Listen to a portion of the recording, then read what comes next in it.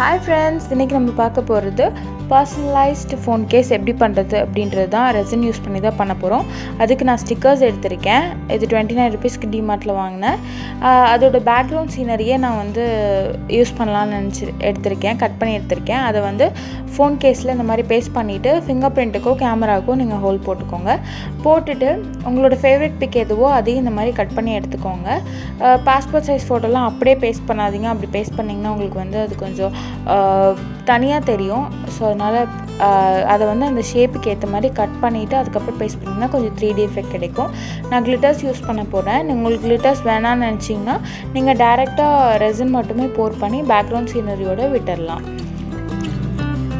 இப்போ நான் ரெசின் போர் பண்ணுறேன். இதை வந்து செல்ஃப் லெவல்டாக ஸ்ப்ரெட் பண்ணிக்கோங்க.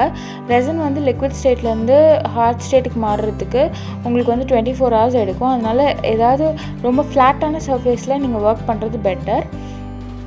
நான் யூஸ் பண்ணுற சிலிக்கான் ப்ரஷ், நீங்கள் நார்மல் ப்ரஷ் கூட யூஸ் பண்ணலாம். ஒன்ஸ் ரெசின் நல்லா ஸ்ப்ரெட் ஆனதுக்கப்புறம் லம்ஸ் எல்லாம் எதுவும் இல்லைன்னு தெரிஞ்சதுக்கப்புறம் நீங்கள் வந்து கிளிட்டர்ஸ் போட ஆரம்பிக்கலாம். கிளிட்டர்ஸ் வேண்டாம்னு நினச்சிங்கன்னா டைரெக்டாக உங்களுக்கு என்ன ஆப்ஜெக்ட் அதில் எம்பர்ட்ணுன்னு குட்டி குட்டி ஆப்ஜெக்ட்ஸ் எம்பர்ட் பண்ணணுன்னு தோணுதோ அது எல்லாமே நீங்கள் பண்ணலாம்.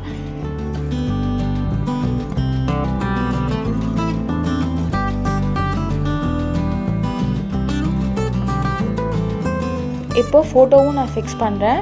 ஃபோட்டோ வந்து ரொம்ப ப்ரெஸ் பண்ணாதீங்க, லைட்டாக ப்ரெஸ் பண்ணால் போதும். ஏன்னா லிக்விட் வந்து கிளிட்டர்ஸ் போட்டிருக்கிறதுனால அது ஃபோட்டோ மேலே பட்டுருச்சுன்னா உங்களுக்கு அந்த ஃபோட்டோவோட கிளாரிட்டி வந்து போயிடும். ஸோ அதனால ரொம்ப ப்ரெஸ் பண்ணாமல் லைட்டாக ப்ரெஸ் பண்ணிவிட்டு விட்டுருங்க. நல்லா காயட்டும். காய்ஞ்சதுக்கப்புறம் ஒவ்வொரு ஸ்டிக்கராக ஒட்டுங்க. ஸ்டிக்கர்ஸ் யூஸ் பண்ண நான் வந்து ஷெல்ஸ் கூட யூஸ் பண்ணியிருக்கேன்.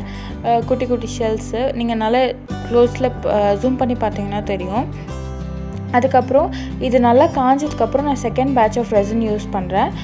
காயறதுக்கு முன்னாடி நீங்கள் செகண்ட் பேட்ச் ரெசின் யூஸ் பண்ணிங்க அப்படின்னா அது வந்து கிளிட்டர்ஸ் எல்லாம் ஸ்மெட்ச் ஆகிறதுக்கு சான்ஸ் இருக்குது. ஸோ ஒன்ஸ் ஃபஸ்ட் லேயர் காஞ்சதுக்கப்புறம் நீங்கள் வந்து இதை யூஸ் பண்ணணும். இந்த லேயர் கொடுக்கலனாலும் உங்களுக்கு வந்து ஒரு ஃபினிஷிங் கிடைக்காது. ஸோ அதனால தான் இந்த லாஸ்ட்டாக செகண்ட் பேட்ச் ரெசின் நான் மிக்ஸ் பண்ணி கொடுக்குறேன். இது வந்து ஃபர்ஸ்ட் லேயர் வந்து 24 hours காயணும்னு அவசியம் இல்லை.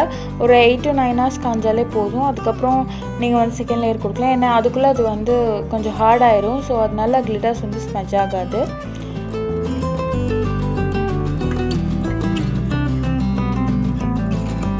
கீழே வளைஞ்சதுன்னா ஒன்றும் வரி பண்ணிக்க வேண்டாம். நீங்கள் ஒன்ஸ் ட்ரை ஆனதுக்கப்புறம் அந்த ஷேப்புக்கு தகுந்த மாதிரி நீங்கள் கட் பண்ணி எடுத்துக்கலாம் சிசரில்.